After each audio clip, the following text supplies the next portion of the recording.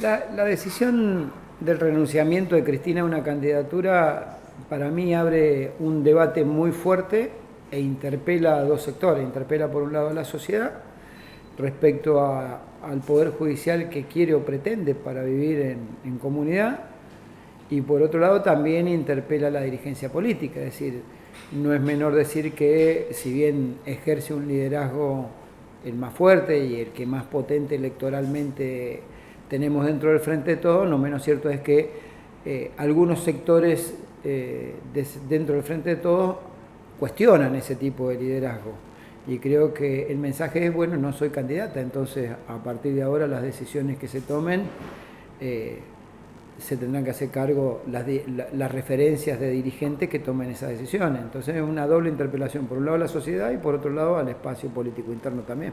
Tengo la misma opinión. Cristina, cuando ha tomado una decisión, ha sido terminante en la misma. Siendo la candidata que mejor medía en términos de potencia electoral en la última elección, decidió ser vicepresidenta de Alberto Fernández para garantizar un triunfo. Y hoy ella misma lo expresaba, no va a regalarle a la oposición el discurso de decir que hay una candidata condenada. Así que bueno, es su decisión, pero uno como militante siempre aspira a que quien ejerce el liderazgo pueda cambiar esa opinión. Si fuera por las propias declaraciones de ambos, ninguno de los dos es candidato. Pero a eso sí que no le creo.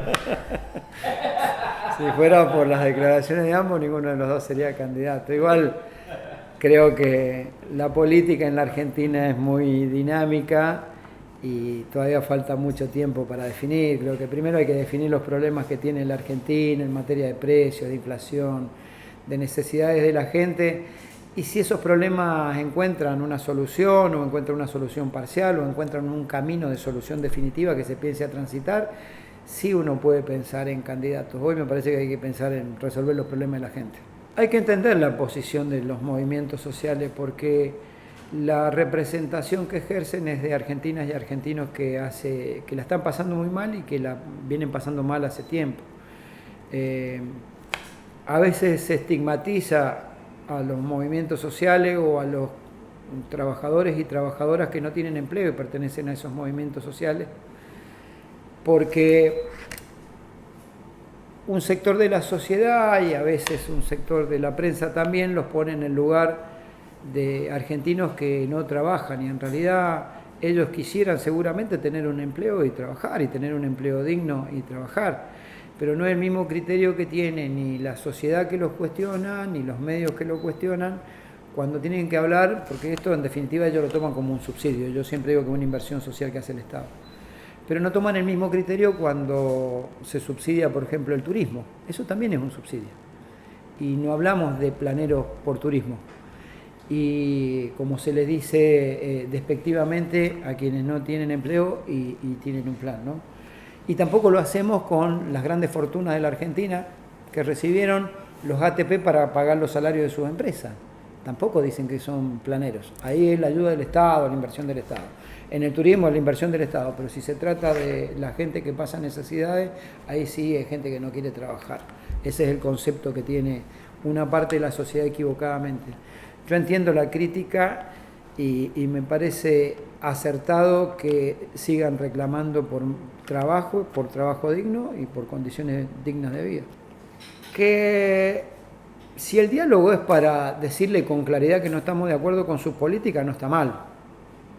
Porque cuando uno mira las políticas que lleva adelante Juntos por el Cambio en el Parlamento y dan una muestra de lo que va a hacer a futuro, es decir, si hoy te empiezan a elevar proyectos para eliminarte la indemnización, para suspender las convenciones colectivas, o el proyecto de Lozada para dar de 3 a 5 años de prisión a quienes obstruyan el ingreso a un establecimiento, te das cuenta, o Martín Lustó diciendo que los trabajadores somos formadores de precios porque discutimos paritaria, te das cuenta claramente hacia dónde va la política en materia laboral y salarial de Juntos por el Cambio.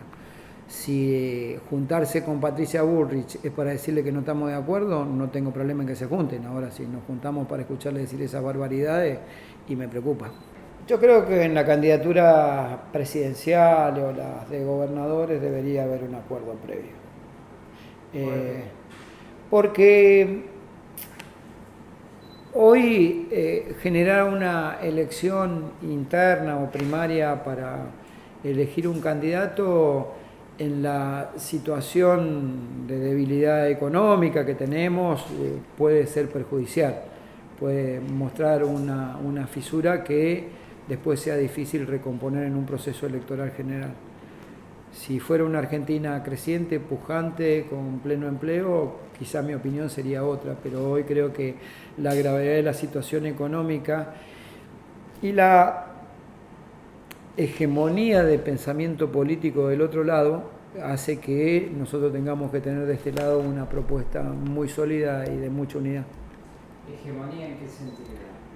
Yo siempre digo que del otro lado, si yo dijera que no hay pluralidad ideológica, me equivocaría, porque hay radicales, hay gente del PRO, pero lo que sí tienen es hegemonía ideológica. Todos tienen un pensamiento de derecha del otro lado. En eso han logrado unidad. Y ante ese pensamiento de que todos piensan que tiene que haber una reforma laboral para quitarle derechos a los trabajadores, que todos tienen y le rinden culto al Dios mercado como única salida y casi sin ninguna intervención del Estado en el mercado, me parece que ahí define ideológicamente la posición de ese espacio. Tienen pluralidad de partidos, pero tienen hegemonía ideológica a la hora de pensar porque piensan como un partido de derecha. Como todos, y proveniendo más del mundo sindical, uno siempre cree que se pudo hacer más y se pudo hacer distinto, ¿no?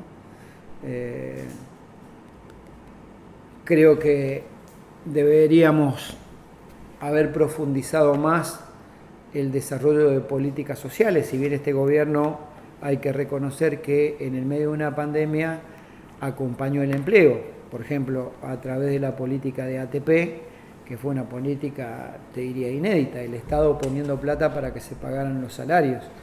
Creo que esa fue una buena política. Creo sí que este gobierno tuvo un problema comunicacional muy serio, que los logros que obtuvo no supo instalarlos como agenda de debate positiva en la sociedad, y al contrario, hasta las cosas que hacía bien, la oposición y los medios hegemónicos marcaban una agenda distinta y le ponían una mirada negativa a las cosas que se hicieron bien. Creo que tuvo un profundo problema en eso y también le faltó profundizar en distribuir mejor el ingreso en la Argentina.